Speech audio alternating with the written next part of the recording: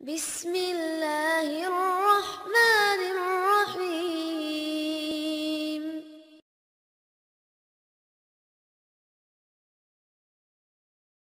Kalau kita lagi galau tentang satu masalah, jalan keluar yang pertama yang harus teman-teman cari itu adalah Allah Subhanahu wa Ta'ala. Coba tanya kepada Allah, coba baca ayat-ayat Allah, gimana cara mengobati galau atau masalah di dalam hati kita. Misalnya masalah jodoh. Allah bisa kita baca di dalam firman Allah surat An-Nur ayat 32. Ini salah satu ayat yang bisa membooster teman-teman jomblo fisabilillah. Ini ayat jomblo banget nih. Ayat surat An-Nur surat 24 ayat 32. Apa kata Allah di dalam ayat 32? Iyakunu fuqara yughnihimullahu min fadlih wallahu wasi'un alim. Nikahkanlah orang-orang yang masih sendiri di antara kalian, baik yang merdeka ataupun orang-orang yang budak. Kalau mereka fuqara, apa arti fuqara? Fakir, gak punya apa-apa. Yughnihimullahu min fadli.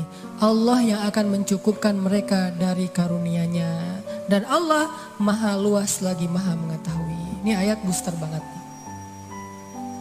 Datang ke rumah calon mertua, capture nih ayat nih. Capture dulu ya, capture, udah selesai capture, ditaruh paling depan. Jadi pas kita buka HP langsung ayat ini yang keluar gitu. Begitu ditanya kerjaannya apa, tunjukin nih ayat. Kan pertanyaan kedua pasti kerjaannya. Pertanyaan pertama siapa namanya, kedua kerja di mana. Siapa namanya, misalnya sebut nama kita, sebutlah Budi gitu. Oh iya, kerja di mana, masih kuliah atau udah kerja? Udah selesai kuliah Pak, kerjanya Pak ini. Apa ini? Kalau mereka fakir, Allah yang akan mengayakan mereka. Hah? Ngeri juga udah pakai ayat ya. Dan Allah maha luas lagi maha mengetahui Pak. Itu juga saya dengarnya dari Ustadz gitu ya. Oh benar juga nih ayat ya. Terus gimana anak saya dikasih makan apa? Allah yang kasih makan bukan saya. Anak bapak dan saya, bapak semua kita nih pemakan rezeki bukan pemberi rezeki. Gak ada satupun kan di antara kita pemberi rezeki. Semua kita ini pemakan rezeki, pemberi rezekinya Allah. Dan ini ayat modal saya banget untuk nembak si dia. Kan saya dulu nikahnya nikah ngutang, maharnya aja ngutang ke sebelah. Tapi bilang ngutangnya jangan pas awal, nanti aja kalau udah deal baru ngutang. Udah setuju nih, kita nikah ujung-ujungnya, boleh utang dulu.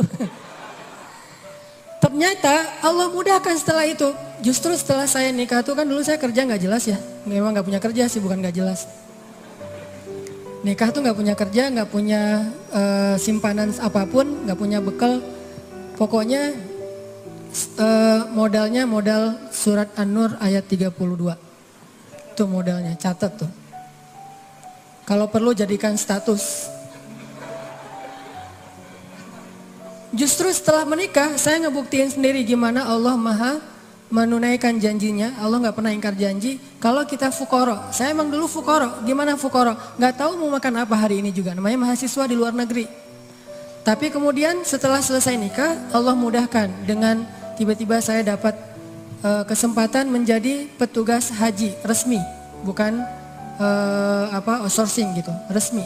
Petugas haji resmi dari Depak selama 1 bulan musim haji dan itu lumayan penghasilannya. Pulang dari situ dapat tawaran untuk ikut audisi mengisi tilawah Al-Quran di salah satu televisi di Mesir. Yang ikut audisi itu banyak. Orang-orang Arab kan ngajinya bagus-bagus ya. Kelasnya udah kelas Al-Afasi, Al-Ghamidi, Toha Junaid yang keren-keren lah bacaannya, suaranya, hafalannya udah pasti keren. Saya ikut audisi tuh. Ternyata dari sekian ratus orang yang ikut audisi, yang dipilih cuma 5 orang min ajmalis saut atau as-saut adz-dzahabi, suara emas. Dan saya alhamdulillah terpilih, entah gimana caranya, mungkin juri waktu itu juga lagi nggak dengerin saya, tiba-tiba dicontreng aja. terpilih di antara 5 orang dari berapa ratus orang yang ikut audisi. Terpilih, lalu dari 5 orang itu diseleksi lagi untuk ngambil 20 episode sekaligus. Yang lain cuma satu episode. 20 episode siapa? Ternyata saya juga dapat dari 5 orang itu dipilih satu-satunya yang ngambil 20 episode di televisi. Alhamdulillah, akhirnya rekaman, recording di TV, udah selesai gitu, nggak kerja selama 6 bulan. Mulailah kita keliling-keliling nggak jelas gitu di Mesir mondar-mandir kayak 99 cahaya di langit Eropa gitu. Benar kan kata Allah, kalau mereka fuqara yughnihimullah, maka Allah akan memberikan kekayaan untuk mereka atau kecukupan. Jadi obat hati itu adalah yakin kepada Allah. Dan cara yakin kepada Allah, baca firman-firman Allah Subhanahu wa taala. Allah berjanji di dalam banyak ayat untuk bisa menjadi iman, menambah faith, menambah keyakinan di dalam hati kita. Tinggal kita baca aja. Banyak banget ayat-ayat kayak gitu. Jadi begitu kita galau tentang gimana nanti nih, apa yang harus saya kasih, gimana menafkahi, baca nih ayat. Gitu juga kalau misalnya kita cari kerjaan atau cari nafkah. Allah Subhanahu wa taala juga memberikan kita banyak sekali ayat-ayat yang menjadi janji dari Allah bahwa siapa yang yakin kepada Allah, pasti Allah Subhanahu wa taala akan menjaganya. Itu banyak banget ayat kayak gitu. Salah satunya teman-teman bisa baca minimal banget teman-teman bisa baca di surat Hud ayat 6. Coba baca surat Hud, surat 11 ayat 6. Ini juga ayat untuk ngecas iman kita. Apa kata Allah di ayat 6 surat Hud? Bismillahirrahmanirrahim. Wa ma min dabbatin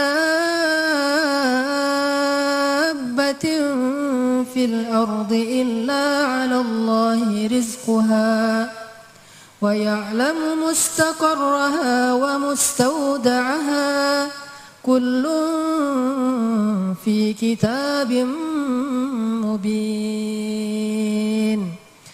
Gak ada satupun hewan yang melata di muka bumi illa 'alallahi rizquha, kecuali Allah yang menjamin rezeki bagi mereka.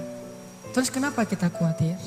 Kenapa kita galau? Kan Allah yang menjamin, dan jaminan Allah itu sebaik-baik jaminan dijamin oleh perusahaan asuransi atau finance. Itu aja kita udah yakin gimana dijamin oleh Allah Subhanahu wa taala. Kayak ada orang yang ngambil asuransi kesehatan, dia nggak khawatir dengan sakit. Ada orang yang mengambil asuransi kendaraan, dia nggak khawatir kelecet atau terjadi kecelakaan, dirampok atau dicuri kendaraannya. Ada yang total loss only misalnya atau all risk, dia nggak khawatir. Kenapa? Ada yang menjamin. Ada orang yang mengambil asuransi pendidikan, dia nggak khawatir dengan harga pendidikan yang semakin mahal karena ada jaminan. Kalau kita masih sering ragu dan sering khawatir dengan hidup kita, berarti kita nggak yakin dengan jaminan Allah Subhanahu wa taala. Makin kita yakin dengan jaminan Allah, makin hilang rasa khawatir dalam hidup kita. Tenang ajalah, ada Allah. Ketika kita ada masalah sedikit, kita tinggal klaim. Dan mengklaim asuransi Allah itu lebih gampang daripada ngeklaim asuransi manusia. Ngeklaim asuransi manusia tetap aja ada biayanya. Tapi ngeklaim kepada Allah itu nggak ada biayanya, nggak perlu pakai nomor antri, nggak perlu jauh-jauh keluar dari rumah.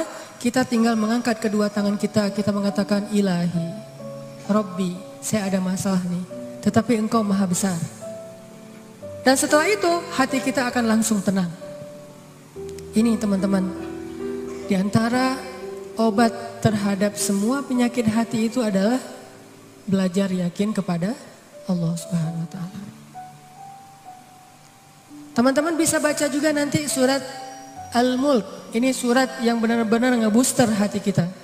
Jadi sesi pertama ini saya pengen sharing. Ternyata kalau kita pengen menghilangkan semua penyakit hati kita, mulailah dari belajar iman, belajar yakin kepada Allah Subhanahu wa taala. Kalau kita pengen belajar menjadi orang yang menjalani hidup itu penuh dengan keyakinan, penuh dengan harapan, orangnya optimis, Caranya belajar yakin kepada Allah Subhanahu wa taala. Dan salah satu cara belajar yakin kepada Allah, baca ayat-ayat Allah, terutama ayat-ayat booster tentang kebesaran Allah Subhanahu wa taala. Inna fi khalqis samawat, dalam penciptaan langit. Bukan cuma di langit, tapi penciptaannya, prosesnya. Inna fi khalqis samawati wal ardi wa ikhtilafil laili wan nahari la ayatin liulil albab. Langit, bumi, silih bergantinya malam dan siang atau musim, di situ ada bukti-bukti bahwa Allah Maha Kuasa. Kalau itu aja buat Allah gampang, cuma kun fayakun, apalagi cuma ngurus kita yang cuma kecil dibandingkan langit dan bumi. Kita itu dibandingkan langit dan bumi gak ada apa-apanya. Kalau langit dan bumi aja buat Allah gak ada apa-apanya lagi, apalagi kita. Jadi intinya teman-teman, kenapa kita khawatir kalau Allah menjamin kehidupan kita? Kenapa kita khawatir kalau Allah berjanji menolong kita? Kenapa kita khawatir kalau Allah Subhanahu wa taala tidak akan menyia-nyiakan kebaikan?